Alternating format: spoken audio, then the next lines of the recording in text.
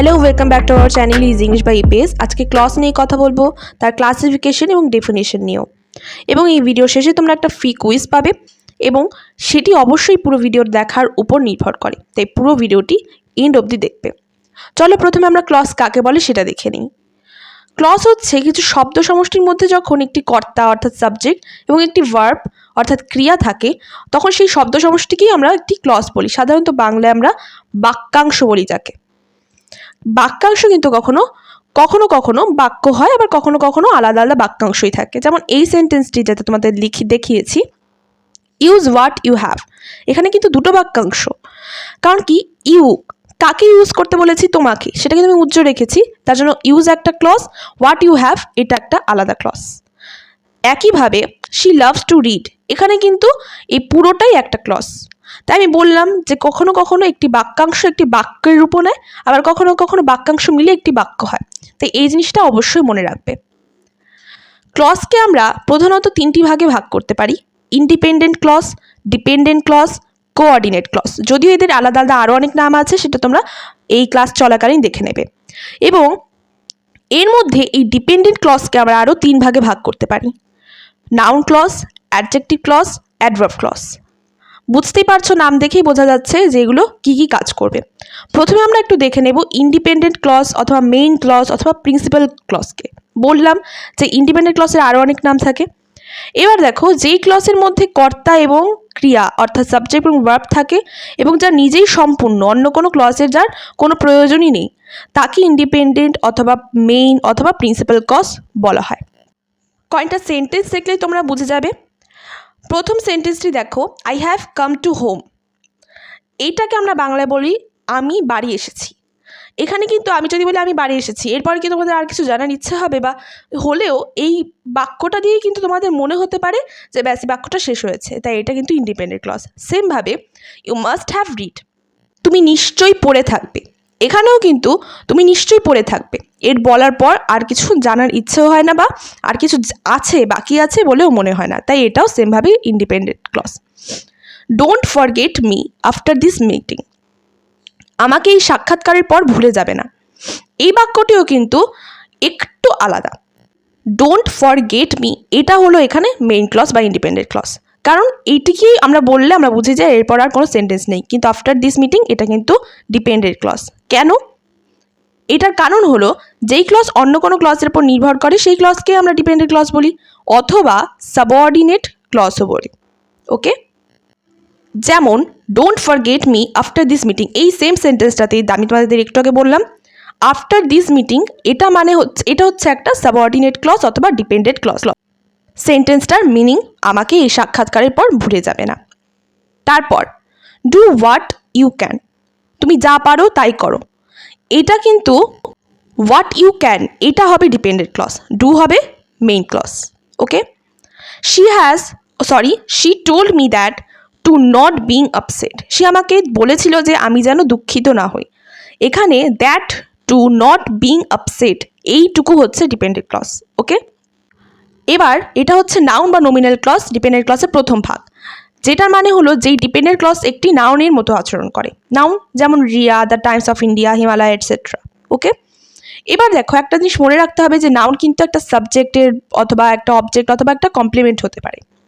তো চলো দেখে নিই সাবজেক্ট মানে কি, যার সম্বন্ধে কিছু বলা হয় বা যে কিছু করে। যেমন রাতুল প্লেস, কে খেলে, রাতুল, তাই এটা এখানে সাবজেক্ট। তারপর অবজেক্ট, ভার্বকে কি বা কাকে দ্বারা যদি প্রশ্ন করি তাহলে যে উত্তর পাওয়া যাবে সেটাই হচ্ছে object. She gives me a book, এখানে মি এবং এ বুক দুটোই অবজেক্ট। কমপ্লিমেন্ট, যখন উদ্দেশ্য এবং বিধেয় অংশ একই ব্যক্তি বা অন্য কিছুর পরিচয় বোঝায়, মানে পরিচিতি বোঝায়। যেমন হি ইজ এ ম্যান, এখানে ম্যান যেই লোকটি সেই হি, তাই দুজনই হচ্ছে, মানে ম্যানটি হচ্ছে কমপ্লিমেন্ট। এবার দেখো নাউন বা নমিনাল ক্লজ উদাহরণ, the dog that barks does not bite, এখানে that barks does not bite এটা কিন্তু অবজেক্টের মতো কাজ করছে, তাই এটা noun. This is the thing that I saw, এখানে দ্যাট আই স এই পার্টটাও কিন্তু একটা অবজেক্টের মতো কাজ করছে, তার জন্য সেমভাবে এটাও একটা নাউন ক্লজ। এবার অ্যাডজেক্টিভ বা রিলেটিভ ক্লজ, এটা হলো এমন একটি ক্লজ ডিপেন্ডেন্ট যেটি অ্যাডজেক্টিভের মতো কাজ করে। অ্যাডজেক্টিভ কি, good, bad, tall, red coloured, much, many, etcetera. এগুলো সবই আমরা এক একটি অ্যাডজেক্টিভ বলে গণনা করি। এবার উদাহরণ দেখে নিই। The watch that you gave me lost. That you gave me lost, এটা কিন্তু ওই ওয়াচটি কীরকম, লস্ট, যেটা তুমি দিয়েছিলে সেটা লস্ট, এরকম জাতীয় একটা জিনিস বোঝাচ্ছে। তো এটা কিন্তু একটা অ্যাডজেক্টিভ ক্লজ হবে। ওকে, তারপর সেমভাবে I know the person who did this. আমি কোন পার্সনকে চিনি, যেই কাজটা করেছে। তার মানে পার্সন একটা নাউনের ব্যাপারে অতিরিক্ত ডিটেলস দিচ্ছে, তাই সেমভাবে এটাও একটা অ্যাডজেক্টিভ হয়ে যাচ্ছে, কিন্তু এটা তো একটা ক্লজ, তাই এটা অ্যাডজেক্টিভ ক্লজ। এবার অ্যাডভার্ব বা অ্যাডভার্বিয়াল ক্লজও সেমভাবে, যে ক্লজটি অ্যাডভার্বের মতো কাজ করে, যেমন কুইকলি, স্লোলি, হ্যাপিলি, ইন, দেন, এগুলো সব অ্যাডভার্ব, অ্যাডভার্বিয়াল ক্লজ না। এবার অ্যাডভার্বিয়াল ক্লজের ব্যাপারে আমরা একটু দেখি। I fail asleep while I was reading। এই পার্টটাতে তোমরা দেখো while I was reading, এটা কিন্তু ওই কাজের সময়কে বোঝাচ্ছে, তার জন্য এটা কিন্তু একটা অ্যাডভার্ব, কিন্তু এটা তো একটা ক্লজও, তার জন্য এটাকে আমরা একটা অ্যাডভার্বিয়াল ক্লজ অথবা অ্যাডভার্ব ক্লজ বলবো। He is there where his friend is.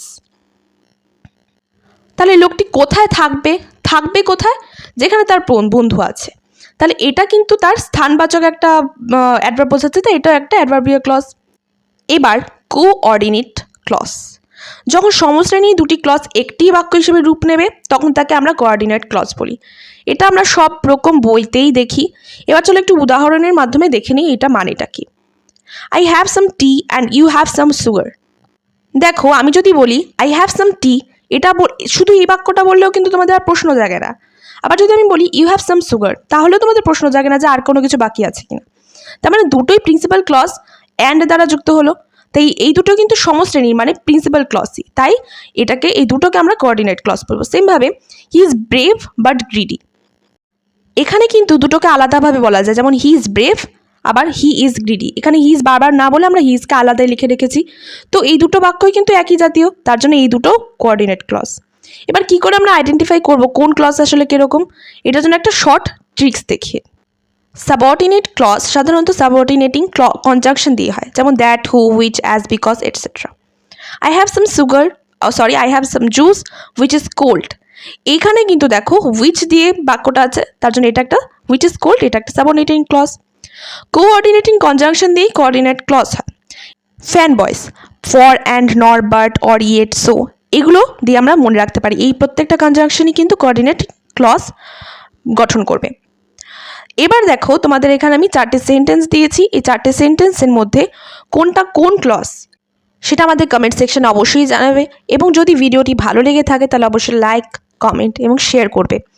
এবং যদি তোমাদের এই ভিডিও থেকে আরও কোনো এটা আরও তোমাদের কোনো কিছু জানার দরকার হয় বা মনে হয় যে না আরও এইটা অ্যাড করা যেত, তাহলে অবশ্যই সেটাও আমাদের কমেন্ট সেকশনে জানাবে।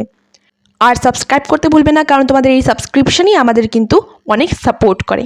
Thanks for watching this video.